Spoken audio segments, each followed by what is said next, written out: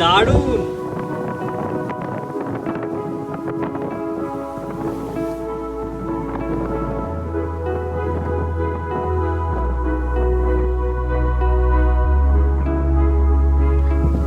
Olivine পুল চলে এসেছি। Interestingly ওখানে একটা দোকান ছিল যে অনেক লোকাল খাবার, হ্যান্ডমেড, হোমমেড খাবার বিক্রি করছে একদম ট্রেল হেডের সামনে। আমি জানি না ওখানে কত কাস্টমারও পায়, বাট ইন্টারেস্টিং। এবং সবাইকে এন্টারটেইন করছে। একটা মাইক এনেছে আবার দিয়ে, গান ফান বাজাচ্ছে, trying to attract more customers. হ্যাঁ, তবে একজন এই অলিভাইন পুল থেকে জাস্ট উঠে গেছে। সে আমাদেরকে বললো it's very dangerous, probably muddy and slippery. Not big waves বললো। And obviously there are big waves. তো আমরা কতদূর কি করতে পারবো জানি না। Let's explore. Let's see. কোন দিকে, বাঁ দিকে না ডান দিকে? Let's see. Now we are confused. There are two ways. আমরা যাচ্ছি হচ্ছে ওই দূরের পুলটাতে। সমুদ্রের জল ঢুকে ওই পুলটা তৈরি হয়েছে, আর চারদিকে সমুদ্রটা তো একদম পুরো অশান্ত লাগছে। পুলে যাওয়ার রাস্তাটা একটু রিস্কি। একটু না, ভালো রিস্কি। এই জায়গাটা তাও ঠিক আছে, শুরুর দিকেরটা একটু স্লোপটা বেশি ছিল। And there was nothing to hold. না মানে চিপ পাথরগুলো স্লিপ করে এগুলো। Right right. বড় পাথর থাকলে গ্রিপ পাওয়া যায়, কিন্তু এখানে এইসব ছোট ছোট কাঁকড়ের জন্য গ্রিপ পাওয়াটা একটু মুশকিল। আর অনেকের নামতে বেশ কঠিন লাগে, যেমন প্রত্যুষার নামতে বেশ অসুবিধা হয়। উঠতে comparatively she is more comfortable. আমার যেমন নামতে আবার অসুবিধে নেই, তো we have to be careful.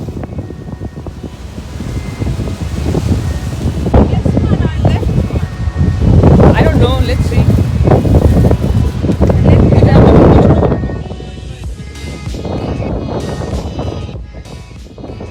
আমরা অবশেষে মনে হচ্ছে পৌঁছে গেছি অলিভাইন পুলে। এখানে বিভিন্ন জায়গায় পোস্টারে লেখা আছে এই জায়গাটা খুব dangerous, mainly because of those huge waves. আমরা নিচে গেলে ভালো করে আপনাদের দেখাবো। এখানে সমুদ্রটা খুবই অশান্ত এবং এই ভলক্যানিক রকগুলো খুবই অদ্ভুত। এই জলের জন্য ভলকানিক রকগুলো ক্ষয় হয়ে হয়ে অত্যন্ত ধার হয়ে গেছে, এখানে পড়লে মুশকিল আছে। আমি আপনাদের একটা জুম করে দেখাবো। এই দেখুন, সম্পূর্ণ পাথরটা এরকম ফুটো ফুটো এবং খুবই ধার। আমরা ঝামা যেটাকে বলি আর কি, একদম ঝামা পাথর।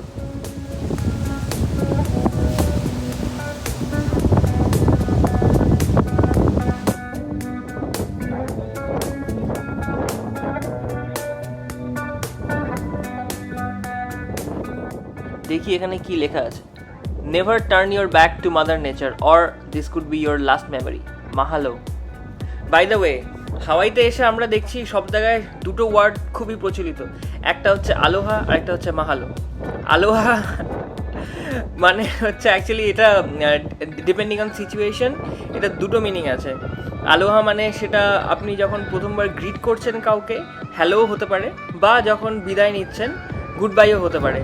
আর মাহালো মানে হচ্ছে থ্যাংক ইউ। তাহলে ফাইনালি চলুন এবার নিচ থেকে ঘুরে আসি এবং পুলটাকে কাছ থেকে দেখে নিই।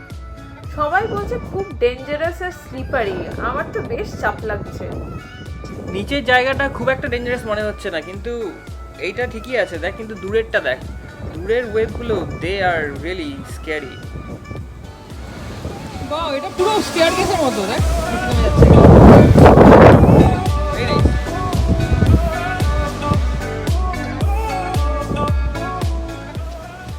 হাওয়াইতে কয়েকটা ন্যাচারাল পুল এবং অনেকগুলোই জায়গা আছে যেগুলো খুব সেক্লুডেড। এগুলোতে আসতে গেলে অনেকটা কঠিন রাস্তার মধ্যে দিয়ে হাইক করে আসতে হচ্ছে, তো স্বভাবতই বেশি লোক আসতে পারে না।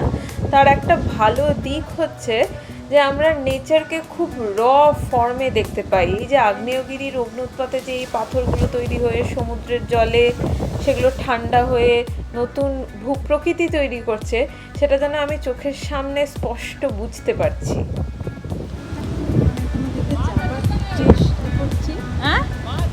মাছ ধরবি?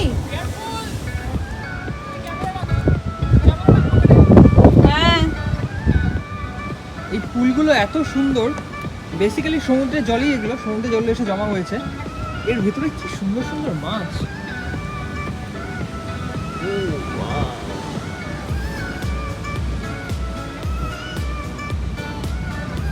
দারুণ।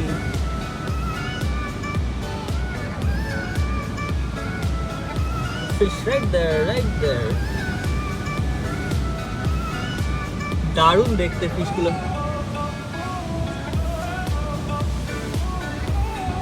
এখানে মাছগুলো অনেক বড়।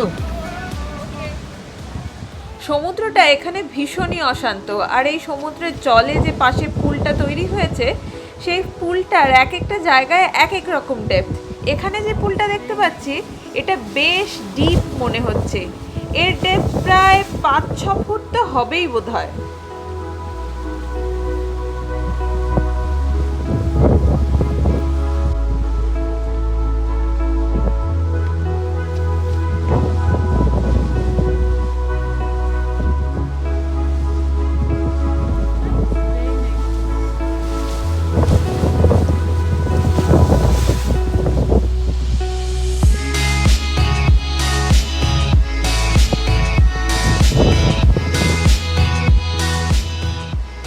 এই নীল জলটা আমার দুর্দান্ত লাগছে, যতটা পাথরের কাছে তত বেশি আকাশি নীল টাইপের, আর যত পাথর থেকে দূরে তত কেমন একটা গ্রেইশ নীল টাইপের। ওপর থেকে যেই জায়গাটাতে আমরা প্রচন্ড বেশি ঢেউ দেখছিলাম সেটার কাছাকাছি চলে এসেছি। একটু সাহস করেই এখন হয়তো হাঁটা চলছে, ঘরের সময় হাতেটা পুরো কানেক্টেড হয়ে যায়।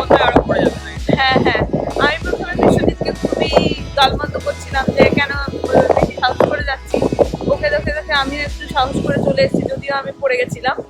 Anyway it's very very beautiful, you have to be careful. আমরা স্লিপার পরে এসেছি তাই জন্য খুবই বাজে হচ্ছে। আমি ভেবেছিলাম এখানে অলওয়েজ শু পরে আসা উচিত। এক্স্যাক্টলি, ভিজে যাবে জন্য আমি স্লিপারটা পরে এলাম, but then it is doing its job, I am slipping. Anyway যদি পাথরগুলো ভেজা থাকে তাহলে খুব স্লিপারি, বাট ভেজা না থাকলে শুকিয়ে গেলে তখন একটু না, যেহেতু মানে পাথরগুলোতে বেসিক্যালি গ্রিপ আছে, কারণ ভলক্যানিক রক যে ফুটো তো ওতে গ্রিপ পাওয়া যাচ্ছে, অসুবিধা নেই, আনলেস শ্যাওলা জমে আছে। তো জায়গাটা খুব মাছটার দেখা যাচ্ছে খুব মানে এখানে ইটস এ ইউনিক এক্সপেরিয়েন্স। আর এই ডিপ পুলগুলোতে স্নান করা যায়, ওগুলো অনেকটাই ডিপ, বাট মানে আমার personal recommendation you should not do it, because জলের নিচের পাথরগুলো খুব স্লিপারি, ওখানে বিভিন্ন ধরনের মানে কি বলবো গাছ টাছ মানে শ্যাওলা এরকম জন্মে, তো তাই জন্য একটা ছেলে ওই জলের মধ্যে দিয়ে হাঁটতে যাচ্ছিল and he was like it's very slippery. আমরা এখন অলিভাইন পুল থেকে ফিরে যাচ্ছি পার্কিং লটে। সেখান থেকে গাড়ি নিয়ে আমরা চলে যাব একটা উইন্ড ব্লো হোলে। তো সেখানে খাওয়ার জন্য ওই হোলটা দিয়ে খুব জল অনেক ফোয়ারার মতো অনেক উঁচুতে বেরিয়ে আসে বাইরে। আমি তো ভুলে গেছিলাম এই যে আমাদের কাপড় চোপড় ছিল। হ্যাঁ তোরই ছিল, সমুদ্রতে। Alright, let's go. আমার তো এখনো ভয় লাগছে, আমাদেরকে এতটা উপরে উঠতে হবে এরম রাস্তা দিয়ে।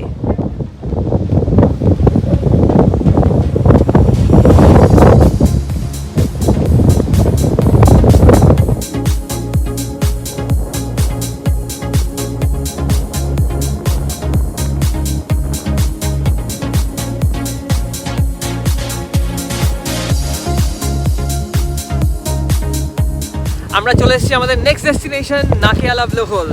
এটা বেসিক্যালি একটা ফুটো, তার মধ্যে দিয়ে প্রেসারের জন্য অনেক জল নাকি অনেক উপরে ওঠে। তো will see what is it. প্রত্যেকটা জায়গায় যাওয়ার সামনে ছোট আমাদের যেমন ছুপড়ি টাইপের থাকে, হ্যাঁ এক্স্যাক্টলি, এখানে এদের বানানা ব্রেড আর কিছু লোকাল ওই স্পাইসি মশলাদার নারকোল পাইনাপল ড্রাই ফ্রুটস, মানে locally made. It's a little expensive but fine consider. আমি যদি চা পাওয়া যেত। Anyway, let's go. এখানে এত হাওয়া যে প্রায় দাঁড়িয়ে থাকা যাচ্ছে না, প্রত্যেক সাথে বসে পড়েছে। তো এই হাওয়ার মধ্যে আমরা আর নিচে যাচ্ছি না ব্লোহোলটার কাছে, দূরে থেকেই আপনাদের দেখাচ্ছি। বেসিক্যালি সমুদ্রের জলটা নিচে পাহাড়ে এসে ধাক্কা মারছে, আর সেই ফোর্সে জলটা পাহাড়ের মধ্যে একটা ফুটো দিয়ে খুব হাই ফোর্সে বাইরে বেরিয়ে আসছে। এটা আমরা আপনাদের পরে একটা ভিডিওতে ভালো করে দেখাবো। ভিডিওটা ভালো লাগে থাকলে অবশ্যই লাইক করবেন, শেয়ার করবেন অ্যান্ড সাবস্ক্রাইব করবেন। সাবস্ক্রাইব করার পরে পাশের বেল আইকনটা অবশ্যই প্রেস করে দেবেন। কমেন্টে জানাতে ভুলবেন না কিন্তু আপনাদের আমাদের সঙ্গে হাওয়াই ঘুরতে কেমন লাগছে। হাওয়াইয়ের সব ভিডিওর লিঙ্কগুলো কমেন্টে ডেসক্রিপশন বক্সে দেওয়া থাকবে। Thank you so much for spending time with us.